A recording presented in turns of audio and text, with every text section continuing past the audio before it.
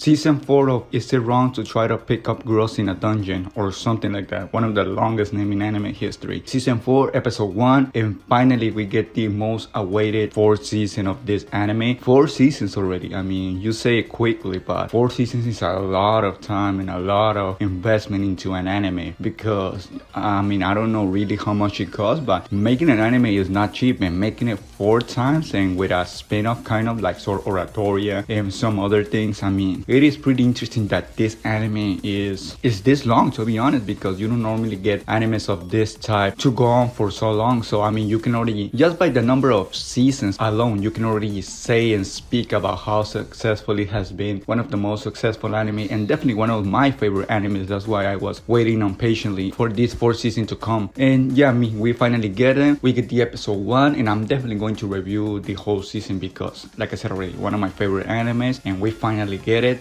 It started a little bit later than the other animes that were premiere in this summer 2022 season. It is kind of weird. I don't know if previous seasons were the same. I don't remember if they were like that, but yeah, I mean, I think it has been 2 or 3 weeks since the season of summer 2022 started, and we finally get the first episode. I don't actually know how many episodes there are going to be, but I hope whatever the amount of episodes they are, I hope they can fit tightly the story into them. We get this first episode, and like the episode title suggests, this is a prelude to what is going to happen in future episodes. I mean, I guess you can call it a transitory episode. I always like to call episodes like this transitories. I don't really like to call them part of the plot per se, or part of the arc per se, because it is not really the beginning of the story, but it is more of an introductory to the story.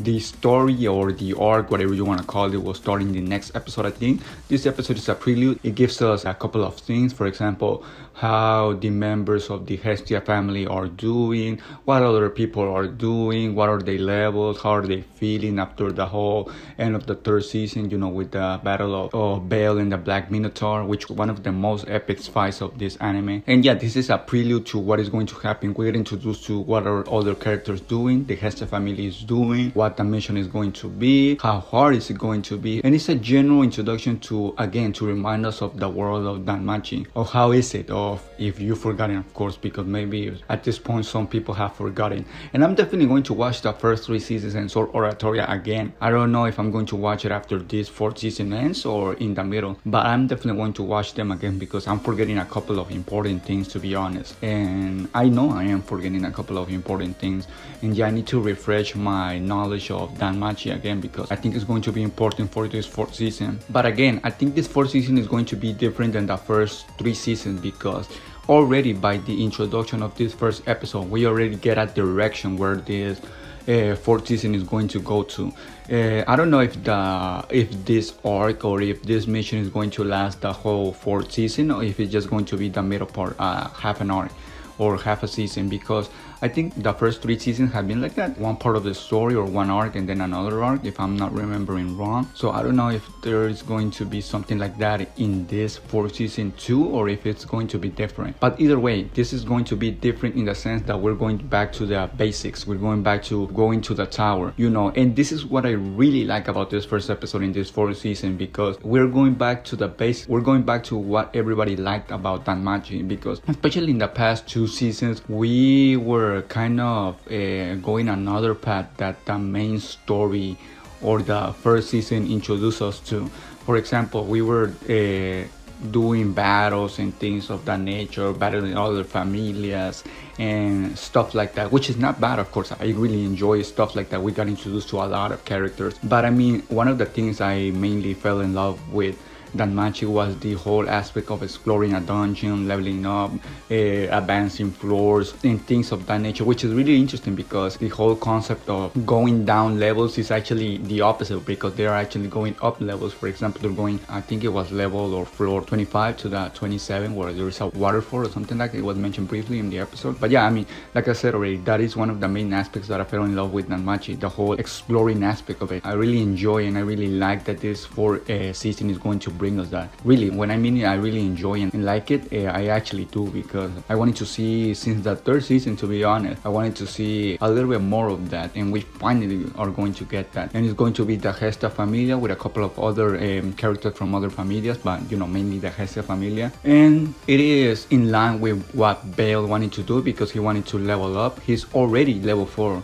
At the start of the episode, we see that he leveled up to level 4. I mean, he is probably one of the fastest persons of the whole Danmachi world that has been able to achieve level 4 this fast, because I don't know if it is, I think it was mentioned in the first season or second season that he is one of the fastest levelers. But yeah, definitely level 4 this fast is definitely something. And I mean, it was expected to happen, because we already got hints that he was a fast leveler. And with the fight that happened at the end of the third season, I mean, it was obvious that it was going to happen with the Black Minotaur, that he actually didn't win, he actually lost, but it was you can kind of say it an experience, and it was even better for him, because he's not going always to win, and he needs those losses in order to improve, to make him a better fighter per se. And yeah, like I said, this is a mission that is in line with what Bale wanted to do, which is to go back to the dungeon, to advance some floors, to level up, and to get stronger, basically. So I mean, it is in perfect timing with this mission. I wonder who gave the mission to them, but yeah, it is mentioned also that they are giving the missions now to the Hestia family, because they are more popular now, or they are stronger.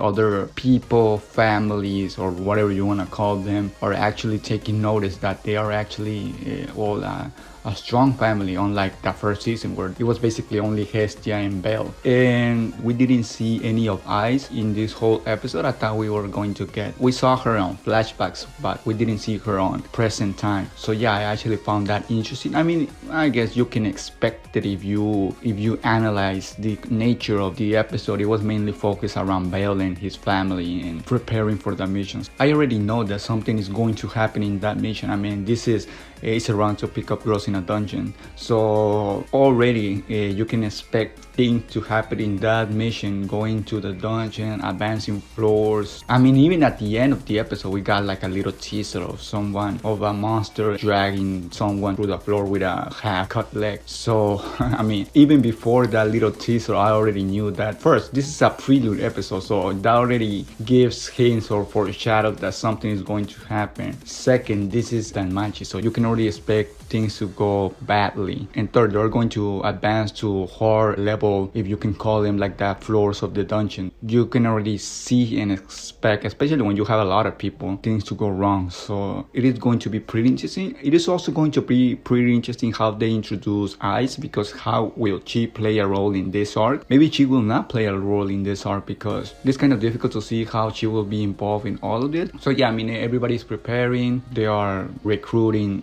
members for their mission. Belle is studying for the floors that they're going to be in. And I mean, yeah, this is a pretty explanatory episode, a prelude, a build-up episode into what is going to be the next episode, when they finally go into the dungeon. And we get demonstrated at the end of the episode what is a level 4, how strong is a level 4, because we get finally introduced, and everybody is even shocked to see how strong Bale is now that he is a level 4. He is getting strong pretty quickly, so that is a good thing, to be honest. And let's see how that level 4 will affect the way he fights. He already got kind of like a hint when he fired the fire shot, or whatever it was called. In the next episodes, we're going to get more of that. We're going to get how a level 4 handles itself. It is going to be interesting to see how Bale levels into level 5, because as he grows stronger and as he levels further into higher territories, the more challenges he will have to clear or face in order to level up, because it took the Black Minotaur in order for him to level to level 4. So what is it going to take for him to level to level 5? Something even crazier and stronger. And when he levels to level 6, 7, you can expect things to get a little bit more harder in order for him to level up into higher territories. We get how everybody will work in the team. For example, I think it was Lily is going to be the strategist. They have an archer. They have people that have all kind of positions in the party. You have healers or magic enchanters, whatever you want to call them. You have your front line, which basically consists of Bale. And I mean, it is, to be honest, a pretty well balanced team. You have your defense, which is well, and yeah, like I said, a pretty well balanced team. Let's see how they handle themselves in this dungeon. It is not going to be easy, of course, because they are going into new territory where they have never been before. So of course they will have to face challenges and stronger monsters than ever. But I think they will prove true even if there are going to be setbacks. So yeah, I mean, definitely a pretty good episode. I liked it. I'm really hyped to see more episodes of this fourth season of Danmachi. I will be reviewing, of course, the fourth season, and I guess I'll see you on the next episode review.